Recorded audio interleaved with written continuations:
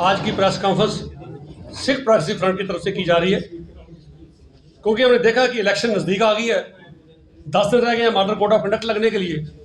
हम पिछले 3 साल 5 महीने से, जब से एलजी साहब 7 अगस्त 2020 को यहाँ बरसर इक़्तिदार में आए या जहाँ इस पोजीशन पे बैठे, तब से सिखों के कम से कम 20-25 डेलीगेशन अपने अपने मेमोरेंडम सबमिट कर चुके हैं। और हमने भी 14 मार्च 2022 को एलजी साहब से मुलाकात की थी। बड़े पेशेंसली उन्होंने हमारी बात को सुना और हमें आश्वासन दिया कि आपकी जो डिमांडें हैं, जो मेरी डोमेन में है, डेफिनेटली मैं करूंगा। उन्होंने कहा जी पंजाबी को JKUT ऑफिशियल लैंग्वेज बिल से बाहर निकाला गया है, वो मेरी डोमेन में नहीं पड़ता, वो केंद्रीय सरकार देखेगी।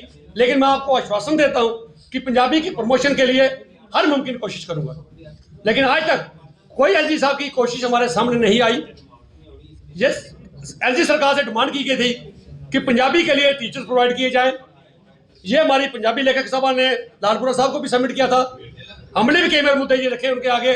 हमारे पास पंजाबी के इंचार्ज बैठे हैं, ये हमारे DGPC के मेंबर। कई बार हमने भी मुद्दे सरकार के आगे रखे कि पंजाबी लैंग्वेज को कंपलसरी किया जाए स्कूल लेवल पे। अब पंजाबी, उर्दू, हिंदी बच्चा कोई भी ले सकता है। सरकार ने बातें तो सुनी लेकिन इम्प्लीमेंट नहीं की।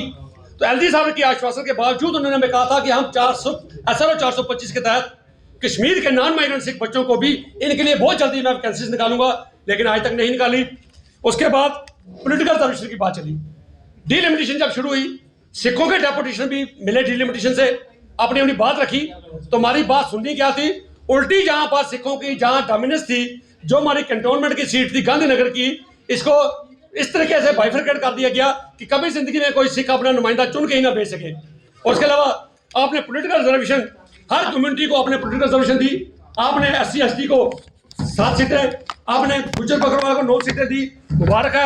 आपने नॉन माइग्रेंट कोटे में से कश्मीरी पंडितों को 2 सीटें दी। वुमेन के लिए आपने सीट बुक की, POJK में से दी, लेकिन सिखों का आपने कहीं कोई जिक्र नहीं किया। सो लगता है कि सरकार हमारे साथ हमेशा, पहली सरकार भी करती आई। आज जब इनका आए थे बरसर इक़्तिदार में, ये नारा दिया था सबका साथ सबका विश्वास और सबको साथ लेके चलेंगे। लेकिन 2014 से लेकर आज तक हमें कोई बात ऐसी लगी नहीं जिससे लगे कि ये सरकार हमारी है, माइनॉरिटीज की है, हमारी भी बात सुनती है। उसके बाद हमारी एक पॉलिटिकल रिजर्वेशन नहीं दी गई। उसके बाद एक बात क्लियर कर दूं कि ये कहा जाता है कि रिलीजियस बेस पे पॉलिटिकल रिजर्वेशन नहीं दी जाती। मैं भी एडमिट करता हूं, लेकिन जब सरकार देना चाहे वो नॉन माइग्रेंट कोटे में से रिजर्वेशन दे सकती है, वो माइग्रेंट कोटे में से सिखों को रिजर्वेशन दे सकती है, वो POJK के कोटे में मेंशन कर सकती थी भाई POJK के कोटे में से 1 सीट सिख को दी जाएगी, लेकिन ऐसा नहीं किया गया। बहुत बार हमारे पॉलिटिशियन बोलते हैं कि उस कम्युनिटी का शख्स रह गया, उसको नुमाइंदगी नहीं मिली, तो उस कौम की डेवलपमेंट कैसे होगी। मैं एलजी साहब से पूछता हूँ, मैं केंद्रीय सरकार से पूछता हूँ, अगर सिखों का कोई नुमाइंदा असेंबली में नहीं पहुंचेगा तो हमारी कम्युनिटी की डेवलपमेंट कैसे होगी, उसके बारे में क्या होगा। 1989 राइट्स की बात करें, 3 साल की फाइल, 3.5 साल की हमारी, राजनाथ सिंह जी तब होम मिनिस्टर से, दिल्ली से उन्होंने हमारी फाइल को जम्मू भेजा। 3.5 साल से एलजी साहब को भी 3 बार बता चुके हैं, सेक्टर में जाए हैं, 4 डिपार्टमेंट में घूमती है, disaster management, revenue secretary, GAD और डिजास्टर होम में। आज तक वो डिसाइड नहीं कर पा रहे भाई इनको क्लेम एक्स्ट्रा एक्सग्रेशिया किसने देना है। और आप सुन के हैरान हो गए, टोटल कितना अमाउंट है, सिर्फ 1 करोड़ रुपया।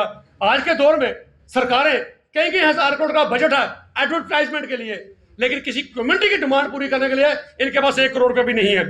सो इसलिए आज हमारा जो ये मुद्दा था, सरकार से डिमांड करते हैं कि जो पंजाबी की प्रमोशन की बात आपने की थी उसको पूरा कीजिए।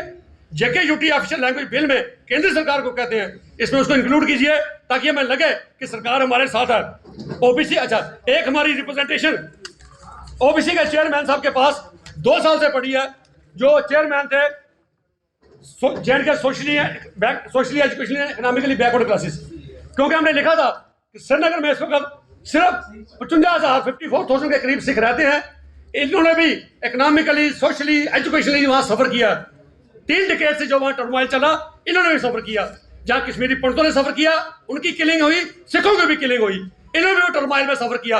इनको OBC के दर्जे में डाला जाए। सो मुझे जो पता चला कि एलजी साहब ने शायद इसको दिल्ली में फॉरवर्ड किया है, हमें उम्मीद थी जब OBC की वहां से रिजर्वेशन की बात आई, सिखों को उसमें भी इंक्लूड कश्मीर के सिखों को नहीं किया गया। इससे ज्यादा बदकिस्मती और क्या होगी। सो आज की हमारा ये प्रेस कॉन्फ्रेंस का मकसद था कि सरकार से जो डिमांडें हमने की हैं पब्लिक सर्विस कमीशन का पेपर था, कुंजवानी चौक में स्टैचू की बात थी, आपने हमारे साथ दगा किया, धोखा किया। आज हम आपसे कहते हैं, प्रेस कॉन्फ्रेंस करके अपनी कौम के कम्युनिटी के लोगों को कहना चाहते हैं, बताना चाहते हैं कि अब जब 10 दिन के बाद कोड लग जाएगा, मॉडल कोड, इलेक्शन आ रही है, जब कोई वोट खास करके बीजेपी पार्टी वाला है वोट मांगने के लिए, ये लिस्ट हमसे ले लीजिए, उनसे पूछिए 3 साल 5 महीने में एलजी साहब ने इन पर क्या किया, हमारी डिमांड के ऊपर सरकार ने क्या किया। जिस सरकार ने अगर काम नहीं किया तो उसको वोट क्यों। ये अब हम ये प्रचार करेंगे, गली गली करेंगे, डिस्ट्रिक्ट वाइज करेंगे, हर मोहल्ले में जाके करेंगे, भाई बीजेपी को वोट सर खबरदार नहीं देना। बाकी किसी शख्स ने यह सवाल किया कि सरकार आपकी बातें मानती है तो आप क्या, बिल्कुल कोई भी पार्टी हमारे लिए अनटचेबल नहीं है। डेमोक्रेटिक प्रोसेस में कम्युनिटी का काम जो पावर में होती है सरकारें वही करती हैं। हम सरकार से चलना चाहते हैं, 2014 से कह रहे हैं भाई हम आपसे के साथ मिलकर चलना चाहते हैं। चलें किसके साथ, हम एक कदम आप बढ़ाओ तो हम भी 2 कदम बढ़ाएं। आपकी तरफ से क्या किया गया, ये 10-12 डिमांड थी, किसने एलजी साहब एक तो हमें बता दीजिए जो आपने की है।